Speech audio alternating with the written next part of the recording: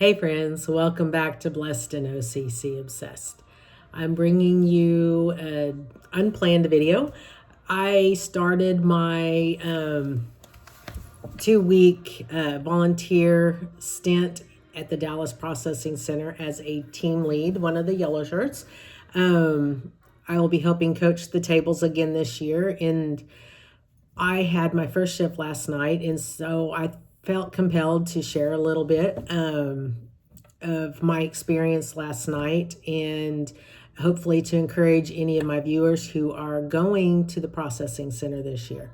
One of the most profound things that our floor manager in our training before we were let loose to actually lead a table was take off your old hats. If you were a project leader, if you were a drop-off worker, the way we, our expectations, the way we do things as far as like packing the cartons, our expectations on what items go in the box, we have to let it go. Pray before you go that God prepares you for boxes that will not meet your expectations. Pray for guidance from the Lord on how to add filler to those boxes, and pray for opportunities to visit with the others that are at your table. Who last night I actually encountered 2 families that come every year, have been coming every year, but surprisingly, they have never packed a shoebox. And so there's gospel opportunity there. There's opportunity to encourage them to pack a shoebox and to experience the blessing that packing shoeboxes can not only bring the child, but yourself. Anyway, so one of the hats that you're going to have to remove is the amount of items and the types of items that you like to see in the shoe boxes. These shoe boxes, we want, as unboxing video YouTubers like myself, you see us pack really packed full boxes, and you hope to see those come through your line, and you're not always going to see those come through your line. You're going to see the extreme, very sparsely packed boxes, but you're going to see some that are relative, they're more than 80% full. And your heart's desire, when you look at it, is you're going to see items missing from that box that you would like to add to.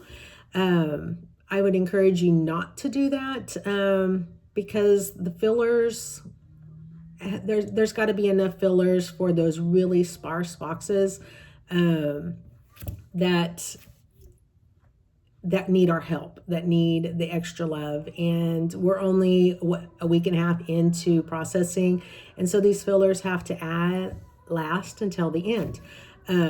So again, pray, let God place it on your heart what needs to be added to that box. We're supposed to carefully inspect the boxes, don't dump them out and repack them. There is a new flow for some of the locations, particularly Dallas. So it's very important that we keep the processing going smoothly. So try not to want to spend the majority of your time unpackaging everything. That's a tip. It slows things down. It also slows the people down on the line because those who have gone to the processing center, you've got the person at the beginning who looks for money and makes sure the labels are on. And then the box passes down to the actual shoebox inspector. And the inspector does their job. And this is the people like us who really want to redo the whole box. But if they're sitting there taking a long time inspecting the box, the next person, which is the taper, and then the I'm sitting here losing my words, the person who scanner There we go. It was a long night. The scanners after the taper, and then you've got the cartonizer, and they're all waiting on the person who's processing the box. So let's keep that in mind. One of the other things is there is a list on the front of your table. I will try to have a better video of this later. Got to find time to do it when I'm not on the clock as a volunteer. That really simplifies what is not allowed in the box. So that's another hat. We all have personal convictions on what we deem is appropriate, not appropriate to go in these boxes. Samaritan's Purse has a guideline of what is allowed and what's not allowed. So last night I found Teenage Mutant Ninja Turtles and Star Wars in the bucket. That was a person's personal conviction.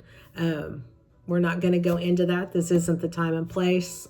I just wanted to, create this video, just kind of prepare you with some ideas of how to prepare yourself when you go into the processing center and you're looking at these boxes. Just as you are convicted to not put something in a box, just know that the person who packs those boxes also were convicted or led by God to add that to the box. So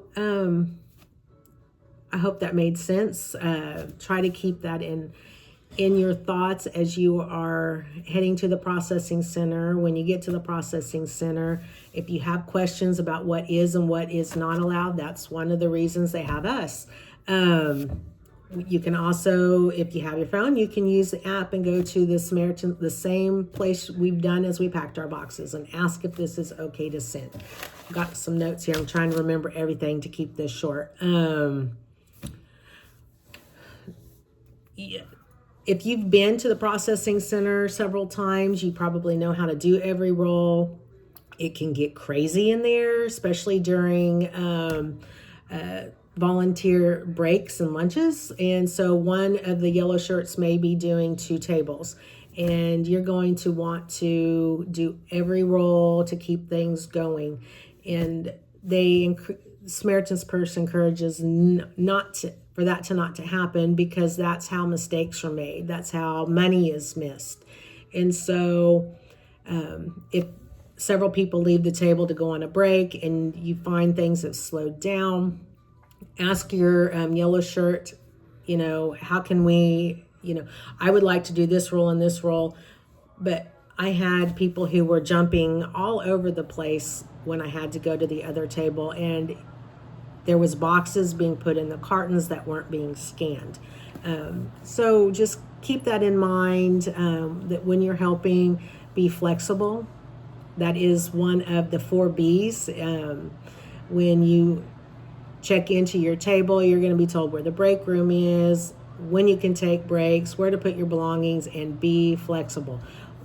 I have to be flexible. We ask everybody to be flexible because things can change. The